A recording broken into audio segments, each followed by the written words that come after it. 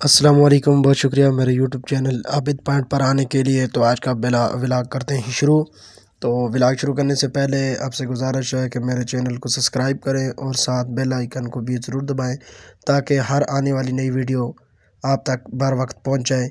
तो आज हमने आपके लिए बहुत ही प्यारी वीडियो, हम अपने गाँव के अंदर मौजूद हैं। अपने गांव का पूरा व्यू हम आपको दिखाएंगे इस वीडियो के अंदर, और हमारे गांव के कितने कठिन रास्ते, मुश्किल रास्ते, पहाड़ी रास्ते और कच्चे रास्ते भी हम आपको दिखाएंगे। ये बिल्कुल हमारा गांव है। इसके जो अभी सामने है ये लड़ी का गांव और ये पहलतार का गांव है। यानी 3 गांव का व्यू। पहलतार का गांव ये सामने आपको नज़र आ रहा है बिल्कुल दरख्तों के दरमियान में, और ये अभी लड़ी का गांव आपको नज़र आ रहा है बिल्कुल सामने। सारा गांव जो है ये लड़ी का है।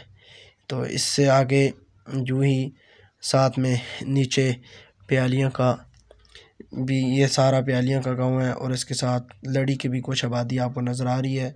अभी हम गाड़ी के अंदर बैठे हुए हैं।